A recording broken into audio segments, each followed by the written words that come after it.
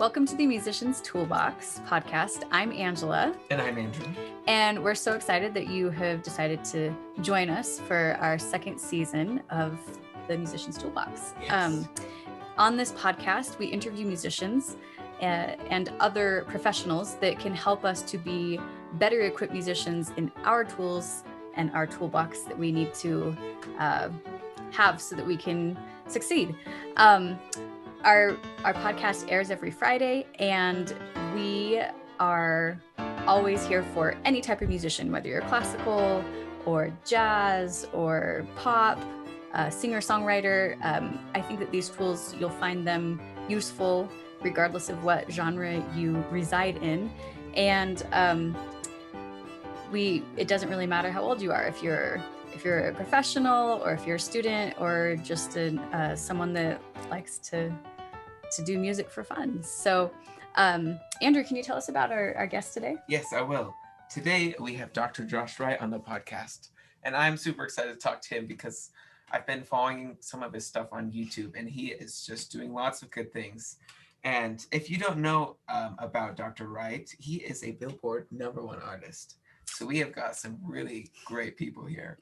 And he performed his debut recital at Carnegie Hall and the Kennedy Center. And he earned his DMA from the University of Michigan and his master's and bachelor's from the University of Utah. Dr. Wright was a prize winner at the 2015 National Chopin Competition and also won the Mazurka Prize. He has recorded 7 albums, and he's very passionate about teaching. And he's created numerous online courses to help students improve with their technique and musicality. So we are so grateful you are here. Thanks for joining us. Thanks for having me. So the first question that we like to ask is, well, we like to learn a little bit more about the people that we have. So will you just describe how you got into music and maybe some things that people don't know about you that you find interesting? Sure.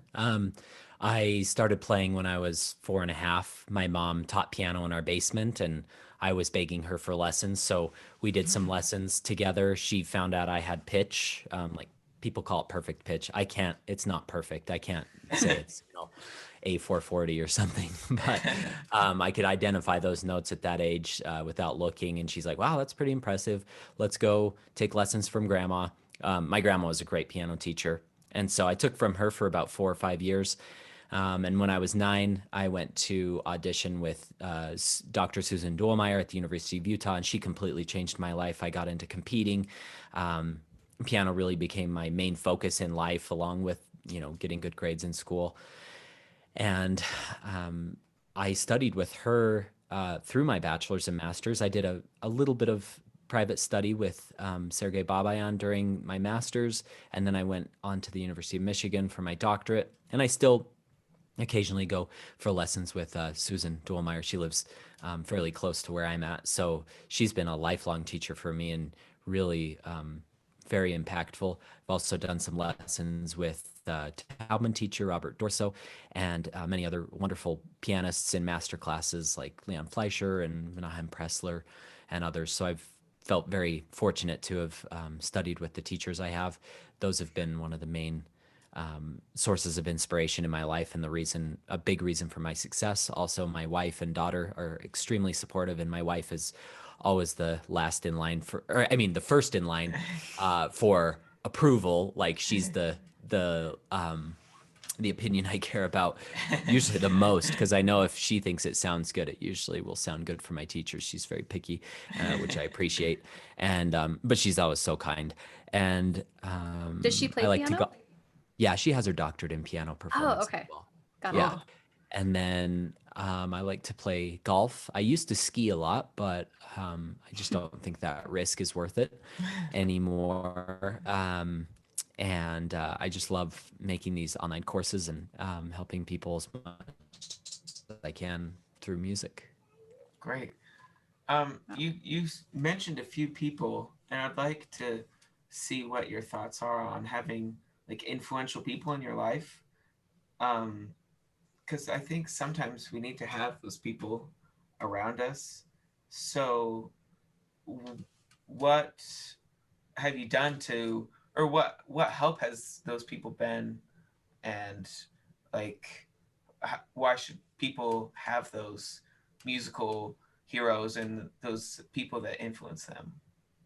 I think with any endeavor, you have to have a support system. Otherwise, you'll get confused or you'll lack motivation. So, with exercising, my cousin helps me a lot with some weight training stuff. So I'll send him videos of my workouts and he'll help me critique my form with that, even though I'm not like a bodybuilder or anything.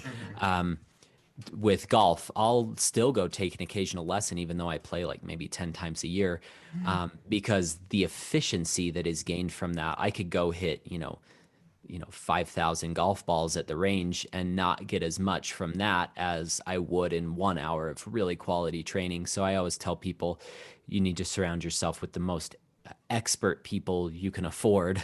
Obviously, don't go into debt to get some of this training. You have to do what's best for your financial situation, but whenever possible, surround yourself. And that doesn't have to be one-on-one training either. It can be online. That's why I created my courses, so that, the stuff I've learned from my teachers, which I've been very lucky, and I know most people aren't going to be able to train with teachers like I have, at least I can share that knowledge with them either through YouTube or through my paid courses. So that's been something that I've learned in other areas, just like hobbies that I've done, is even though I may not want to take, full on lessons, at least I can surround myself with experts through podcasts or through YouTube videos or various forms of media. So I think it's absolutely critical for success. I think it's really admirable that you look for excellence in all parts of your life, like something that's just for fun to go play golf. Or maybe it isn't just for fun for you. I don't know. I'm assuming that it's just a pastime. But you still want to have more efficiency in it. And so you still go and seek out a coach. And so I think that's a really phenomenal example of how much more important it is when you're really committed to something that really means a lot to you, of, finding opportunities to seek that out. Thank you. I watched one of your videos, and I think this topic kind of gets avoided a lot, at least in my experience. Maybe it's just because I'm younger, and that's making a career in music. And in your video, you described how, and correct me if I'm wrong, that if you can imagine yourself doing something other than music, then you should probably do that thing and not music.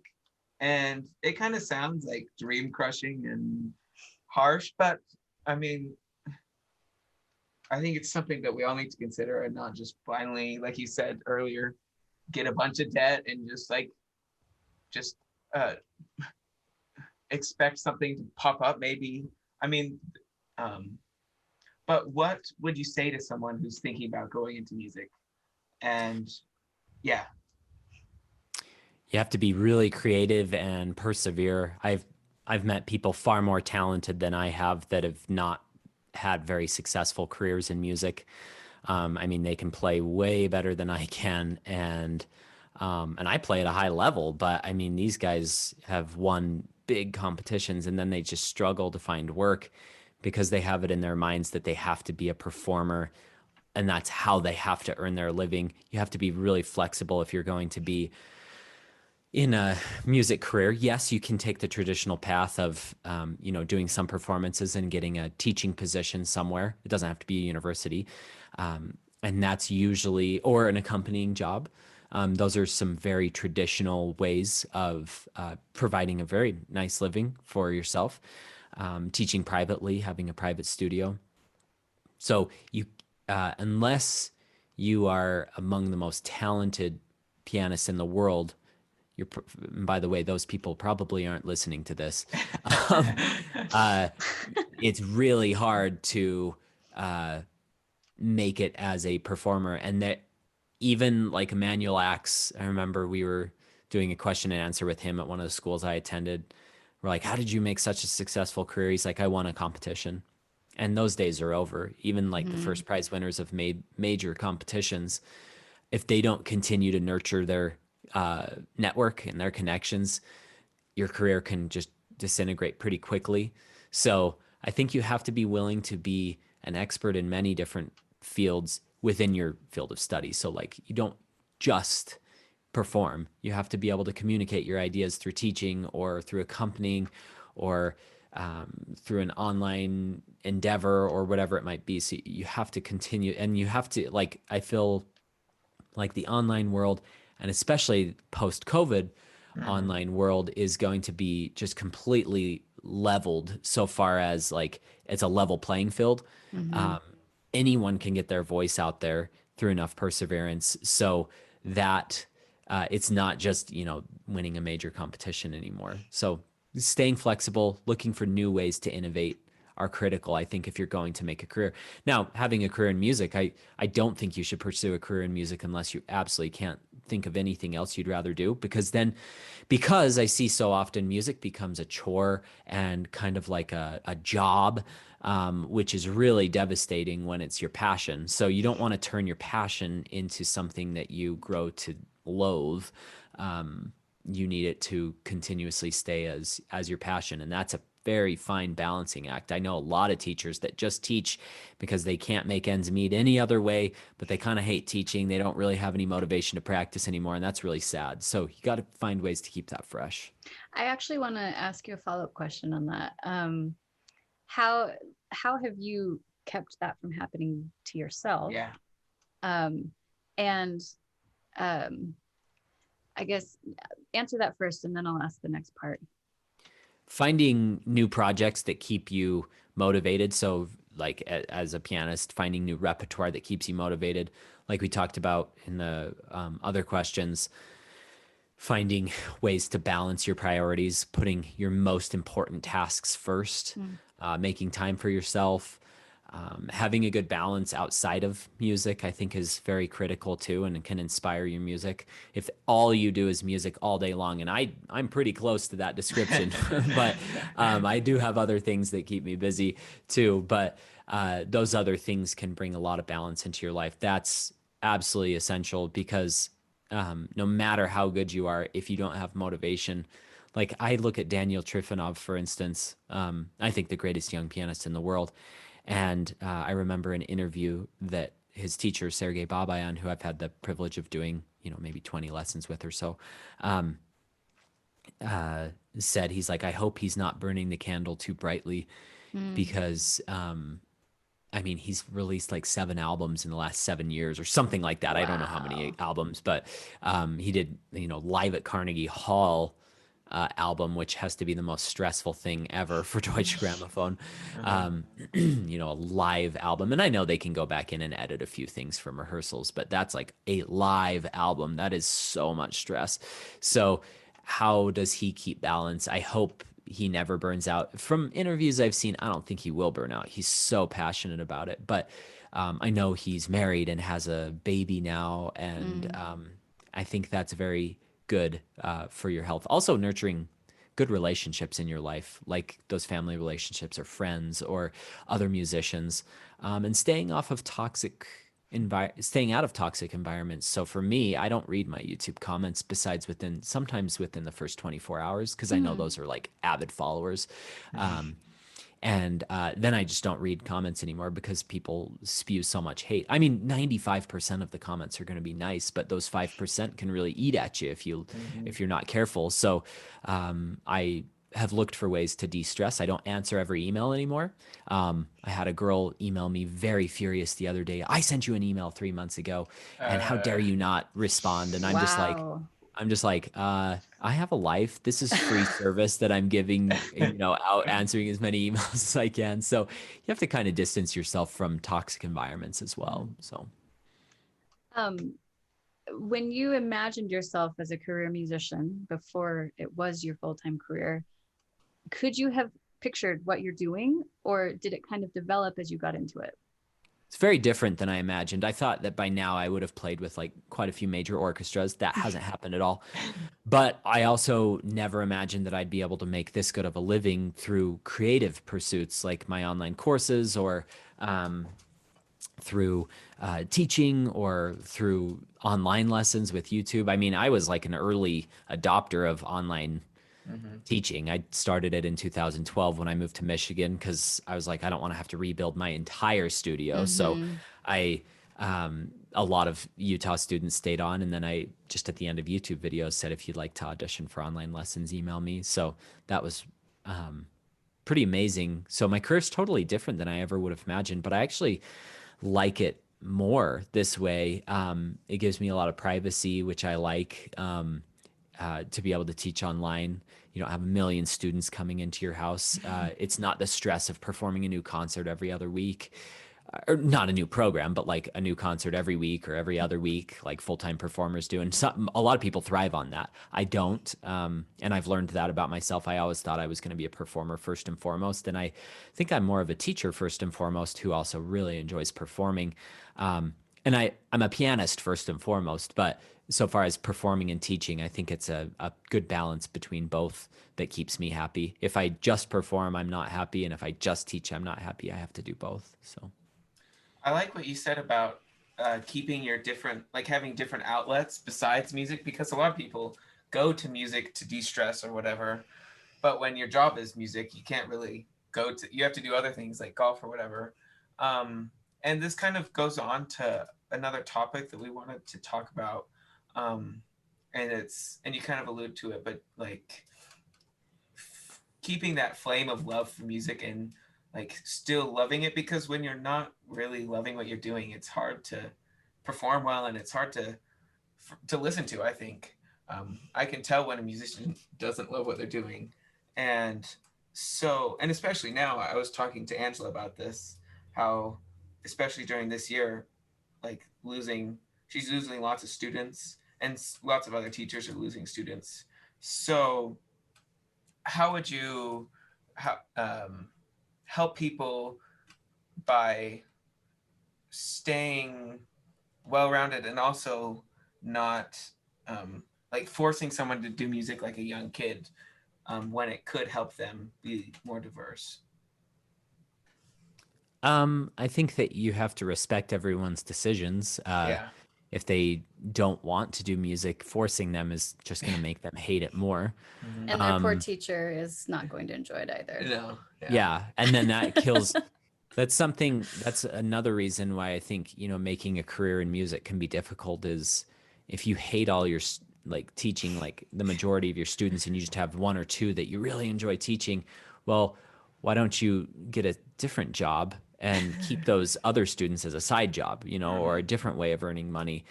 Like I've had to coach my sister with that, because she has a lot of students she doesn't like and a lot of students she does like.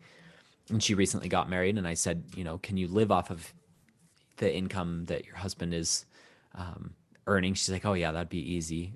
They're very frugal. And I said, okay, so you're teaching as a bonus to that. And why do you have to teach these, 4 students who are making you miserable when you have 10 that are making you really happy? And she's like, oh my gosh, I never thought of it that way. But I don't think people do. I think that we get in this rut of like, I just have to put up with this. And you don't have to put up with bad behavior. Now, if you're building a business, a lot of times you do have to put up with stuff.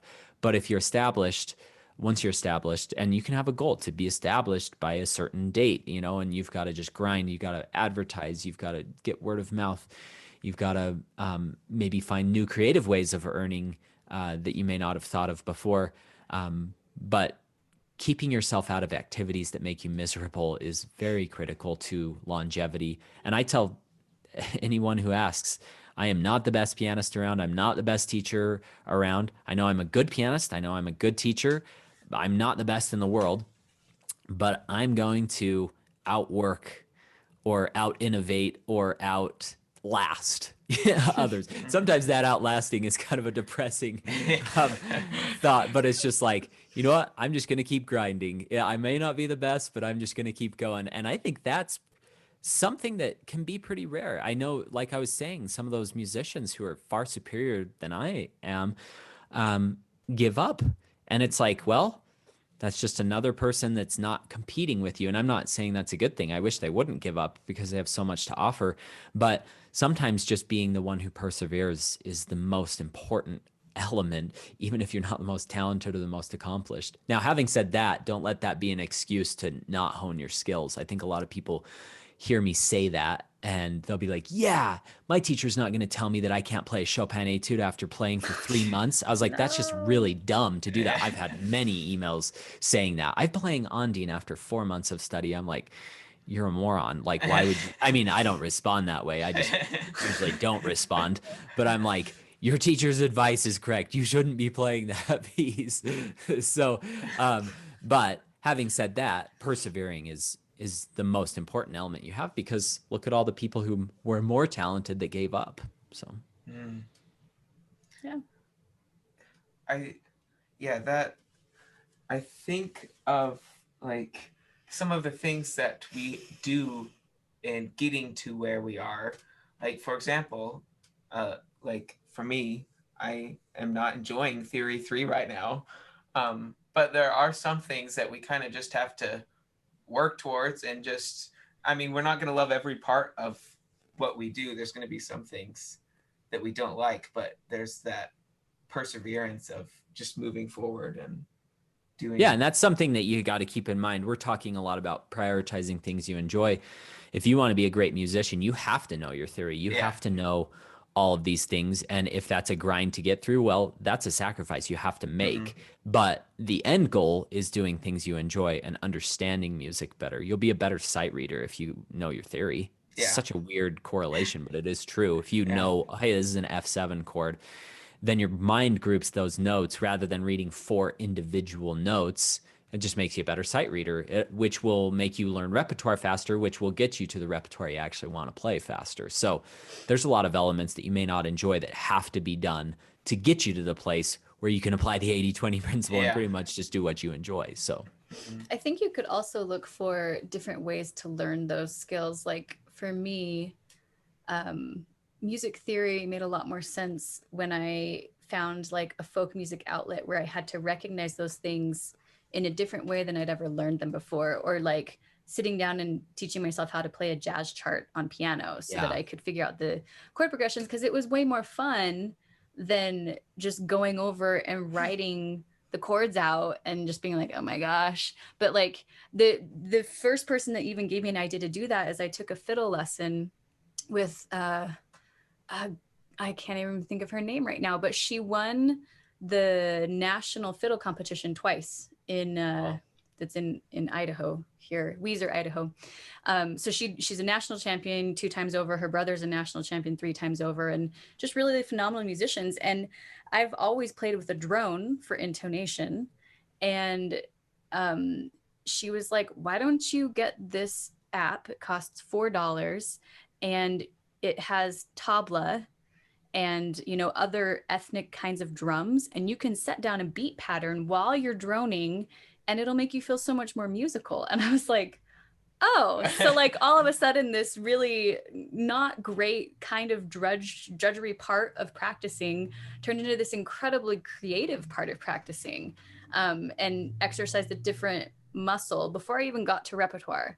And so I was coming from the scales and tuning super jazzed to go work on the hard parts of my pieces, instead of like, okay, well, I checked that off. Now I can move on. Right. So yeah, that's great.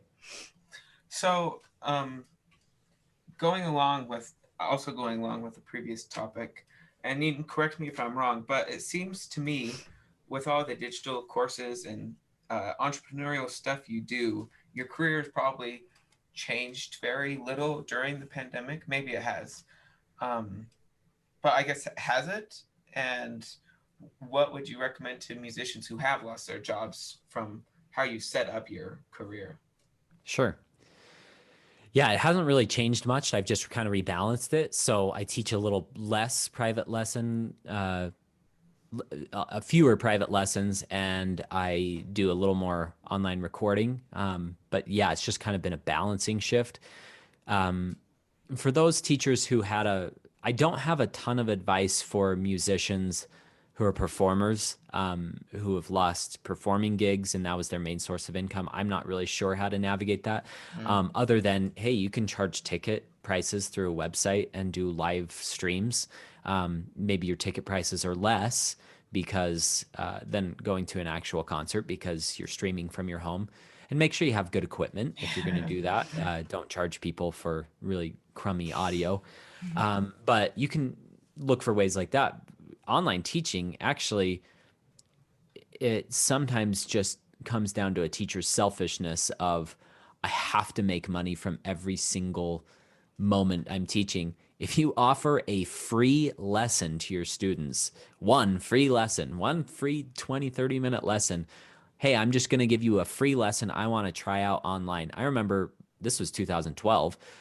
A bunch of my students were like, yeah, we're not doing Skype lessons. Those sound like they'd be crap. I was like, here's the thing. We're going to, while I'm still in Utah, I want to try 1 week. I won't charge you to try an online lesson. And if you get nothing from it, then great. I'll give you a referral from another teacher. But if you like it, and so many of those students were like, oh my goodness, I love this. This isn't that different than a live lesson. And I mean, I've done tons of videos you can look up on, well, not tons, but I've done quite a few on online teaching, like setting up, I don't know, you're probably listening to this on audio form, but if you're seeing the video, I've got like double camera angle so you can see my hands. I've got the side camera so you can see from that angle.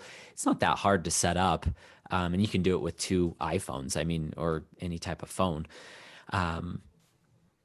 Innovating in that way is not that hard, but a lot of teachers are just like, no, I'm not going to learn the technology, or no, I'm not going to let my students try out a free lesson because I need to be paid for my time. Just, kind of think outside the box, give them a free lesson, help them get their microphone settings, kind of coach them.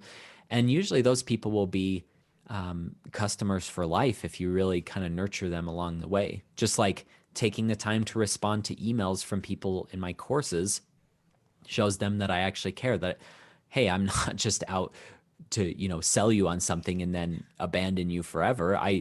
This is a nurturing thing. And we created a Facebook group that takes up some of my time to respond to all those comments in the Facebook group to help people in the group and create a sense of community. So, look for ways outside the box of just like, you come to your lesson, you pay me money, I give you a lesson, you leave.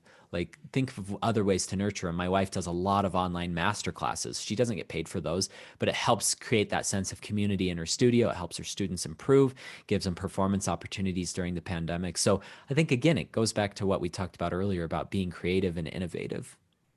I think it's really interesting. As musicians, you get kind of tied to the idea of like, this is my trade and my craft, and it must equal a dollar sign on the other side. But if you think about the biggest business, at least in our country right now, Amazon, how did they start out? By not charging shipping. And they were in the hole for it for quite a while, actually. And then all of a sudden, everyone caught on to it. And now everyone else's business models have had to change to adapt to that. So taking an initial hit isn't always going to mean that you don't make more of a profit later. I'm also curious to ask, this is kind of a shift, but do you and your wife being a pianist, do you ever do any of your content together, or do you perform together? Has that been something you've been able to do? Yeah, we do duo things. She'll occasionally play a solo. She doesn't like solo performing as much. She got her doctorate in piano performance because she wanted to be the best pianist she could, but she gets very stressed out with solo performing, but she doesn't get so stressed with duo performing. So we do some duets, and she always accompanies me on concerti that I want to play. That's really nice because, how many orchestras are just banging down your door, at least not mine. So to go play with them. So to be able to just explore this great repertoire that you usually need an orchestra for, I have my wife to play, and she likes doing that. It's not as stressful for her. So, and it's really fun for me to have her as part of, that learning process. So yeah, we definitely have found ways, and we did a meditation album together. We did a Christmas album together. So we've done some recordings that way. So it's been really fun. That's really cool. I'm also curious, because you've created all of this online content. Did you use any kind of program to help you develop your curriculum, or did you just come up with it? I just came up with it. Really? It just, I started with just teaching annoying concepts that were annoying for me to teach in every single lesson. So that's how my YouTube channel started, was out of frustration with my own students.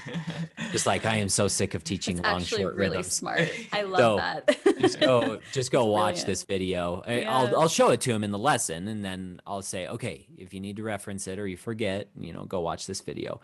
And now my library is like maybe like 500 videos. It's not like millions or anything, but I have enough videos in there that have covered most of what I teach on YouTube. So people are like, why would you ever sign up for his courses? Well, I'm going to show you which method to use where in each piece. Each piece is shaped differently. Each piece is voiced differently.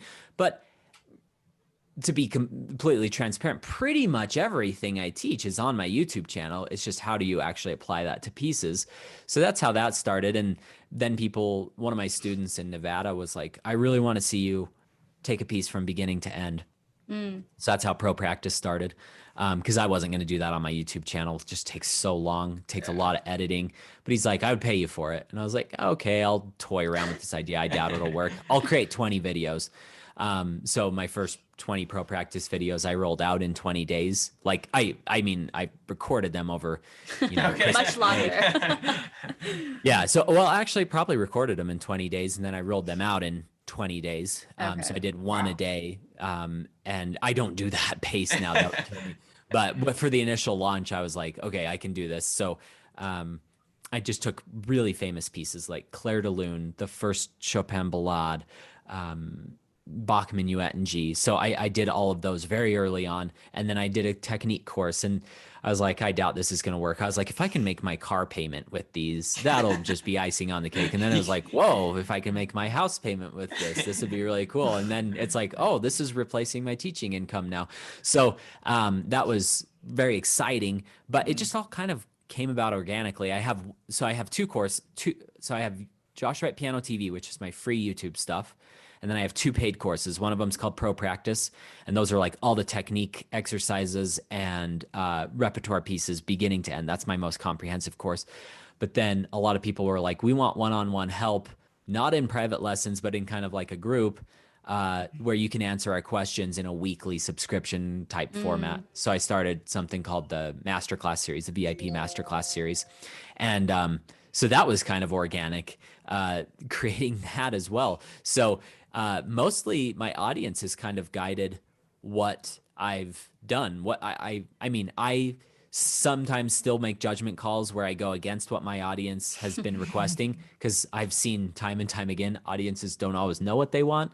So doing some obscure piece that someone's begging you to do, and one person's going to buy that video, and it takes you many, many, many hours of work, and you're making $9 on that video, it's probably not the best use of your time. But letting the audience kind of steer the direction of where the channel went, what concepts I covered, how Pro Practice developed, creating the Facebook group, things like that, really kind of just unfolded as the following grew.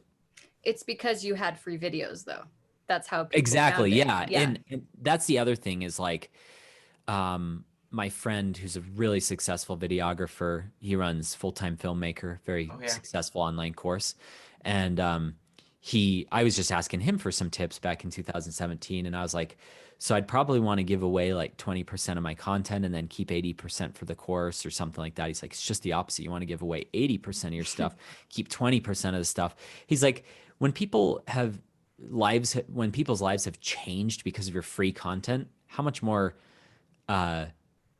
willing are they to sign up for your course? And I was like, oh, that's a good point. And it's so true. So I just make sure to give away samples of every single Pro Practice video, whether that's, a fourth of the video or whatever it might be. I always put free stuff out there, and I also know that people can't afford it. So how much should a 1-hour tutorial be priced at? I have no idea, but I said, I want to keep it, well, at least for the time being, and it's been this way for many years, I want to keep it under $10, because I know there's a lot of people in third world countries that can't afford that, to be paying $20 or $30 for a tutorial. And so by keeping it accessible, keeping a ton of free content that keeps people busy if they can't afford the course or they just don't want it, or they're just doing this, kind of dabbling, well, that's fine too. I'm glad the content can help them even if they're not a paying customer. I don't care that everyone isn't paying me for content. I get a lot of joy out of free users as much as, paid users. So I think that's something important to remember too. Not every endeavor you do has to be earning money. Just creating value in people's lives is what every endeavor you should be doing needs to accomplish. So that's a very big mental shift that's taken many years to understand. But the more you understand it, the more you give, the more people will be willing to listen to you. And then when you do have a product that you want to offer, well, they're probably going to be more willing to purchase that from you because you've helped them so much in their lives. And this isn't a manipulation game either. Like I was saying, I'm not saying I'm putting out this free content so you buy my stuff. I'm putting out the free content to help as many people as possible. And then for those who want more, I've also created some courses. And that, so the other way is the scarcity mentality, that kind of giving mentality. It's just a more fun and enjoyable way to live as well, rather than saying, oh, this person has more than I do. So I kind of went off on a rant there, but I think these are important things for musicians to consider because we come from such a traditional conservative background that it's kind of baked into our mentalities growing up as musicians. I think a lot of musicians have that scarcity. I mean, I can't tell you how many times people told me, do not go into music unless you want to be a teacher because there's no other way to make money. And so for many years in my life was just proving that I could make money as a musician, not teaching. And that didn't necessarily turn out to be what I wanted to do either. It didn't look like what I wanted it to look like, but I'd proved them wrong. So it's interesting the whole genesis of your particular program and how you've done it. Yeah, I also think it's interesting how you kept on, like you got frustrated and then you changed it and you did something better, and that ultimately is what started your business. But did you ever pay for any, or did you do any courses or whatever on how to edit videos or how to do online courses or things, or did you just do it, just figure it out yourself? So I looked up a lot of online tutorials, like how to do multiple camera angles in Adobe Premiere. And then my friend's course, the full-time filmmaker, I grew up with him. My brother played soccer with him. But I'm enrolled in his course, and that's brilliant. And then he came out with a course after me and two other content creators probably bugged him to death of asking him a million questions. He's like, I'm going to create a course on how to create courses, if that doesn't sound like a total scam. But he's such a brilliant course creator that we all want to know what he's doing. And he created something called Course Creator Pro, which I signed up for the day it was launched, Yeah. And I was like, I know you probably made this course for me, but I'm paying you for it because I believe in what you guys do so much. And that totally helped. So creating an online course, that's been the best resource for, how to make a logo, how to launch things on Teachable, which is the course site that I host on, how to create email campaigns in MailChimp, how to do Facebook ads, how to do YouTube ads. And I don't like doing all that administrative work, but it's part of, running a successful business. So I've had to learn a lot of those. And I hired some employees about a year ago, just like 2 or 3 people that I just have do tasks for me that I don't like doing, and they're really good at it. They're probably better at the tasks than I am at this point. But I still know how to do everything. And that's important too. You don't want to just hire someone to do your Facebook ads and have no idea what's going on behind the scenes. You might be throwing a bunch of money away. You need to know how to do everything, but then you can outsource once you know how to do it, or train someone else on how to do it. It's interesting how it's not something that you learned from your music degree. It's something that you learned after you got your degree. Yeah, I mean, I don't regret getting my music degrees whatsoever. The private lessons were the most valuable. Theory and history classes were great too. But our school system is just an absolute joke so far as setting people up with successful online or successful careers as musicians. It's very successful at teaching people how to play better and to be better musicians. But it teaches this career development class that we took It's just like, oh, brother, we're learning how to write grants. That's good for a university professor to know how to do, or a university student. How many times have I written a grant? 0, outside of the university. I mean, I guess you could write grants if you're a private, go-getter and you want to apply for, some government money or different scholarship opportunities or something like that. But it's not something you're doing every single day. And that was like a main focus of that class, is how to write a successful grant or how to put together a press kit. Press kits are kind of like gone now. It's like, go to my website.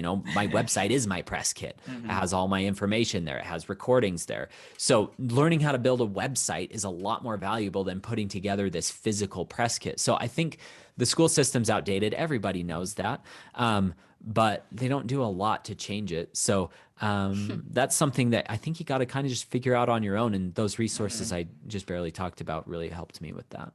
That's great. I'm so glad you mentioned them. Yeah. I think that's going to be really useful to a lot of people. Yeah.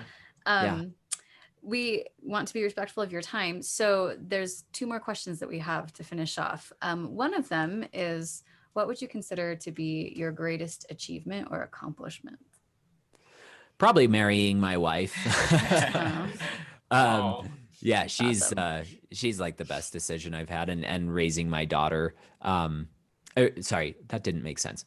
Marrying my wife was the best decision I ever made, and then raising my daughter brings me a lot more joy than even piano does. Yeah, I don't know what the greatest accomplishment is. It's probably so far as the career. It's probably, studying with the teachers I did. They completely changed my life. And so far as what I've output, it's probably not, 100%. It's not performing at Carnegie Hall or putting out these albums or whatever. It's probably just the YouTube channel and the online courses, because that's been able to help a lot of people. It's hard to gauge what an accomplishment is. Is it an amount of money that you make? Is it an amount of views that you make? Not really. It's like how much value you've actually added to someone's life. So I'd probably say the online courses from a career perspective are my greatest accomplishment or achievement. So because of the difference that you made on people's lives. Yeah. And it's also stimulated me a lot as a musician to learn new things. I learned so much from my students and from people online. I mean, there's so many people who watch my channel that know more about many concepts than I do. And they'll send me an email like, have you considered doing this? I was like, I never considered doing that. So that's been a big blessing. That's really cool. And finally, what are some, it might be just a restatement of what you've already said, but what are some tips or tools that you would have musicians put in their toolbox? Yeah, just going back to thinking creatively, you can look, I have some YouTube videos on like becoming a successful musician or building your business with some like practical tips. But I would say putting out as much quality content as you can and continuing to develop as an artist is the most important thing. Because if you're not developing, your content's not going to be that great. But if you're not putting out content and you're just developing as an artist, you're not making any sort of impact besides personal fulfillment, which is the most important thing. But if you're not actually helping the lives of others, man, it's really hard to make any sort of living as a musician. So that's great. Thank you.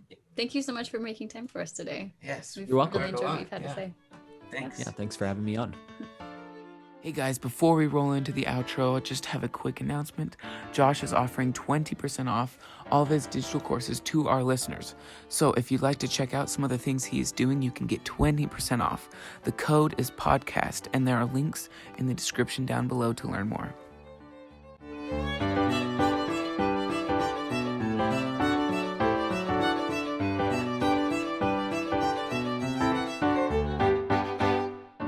Thanks for listening, guys. We hope you enjoyed that episode. We're fairly new, so we'd appreciate it if you shared it with all of your friends. And you can find us on all the podcasting platforms you listen to. And we're also on YouTube, so thanks for watching. Is there an episode that you would like us to cover or a topic that we haven't yet? If you have one, feel free to contact us through our website, which is themusicianstoolboxpodcast.com, or you can email us at themusicianstoolboxpodcast@gmail.com.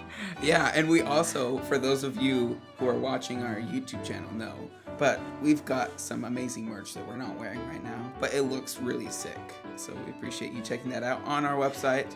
and also anywhere else you find links. You could probably find a picture or two of it also on our social media accounts. Yeah. And you can also find information about the next person that we're going to be presenting to you. So we are on Instagram and Facebook, and you can find us at The Musician's Toolbox. Perfect. Thanks for listening. See you later. Bye.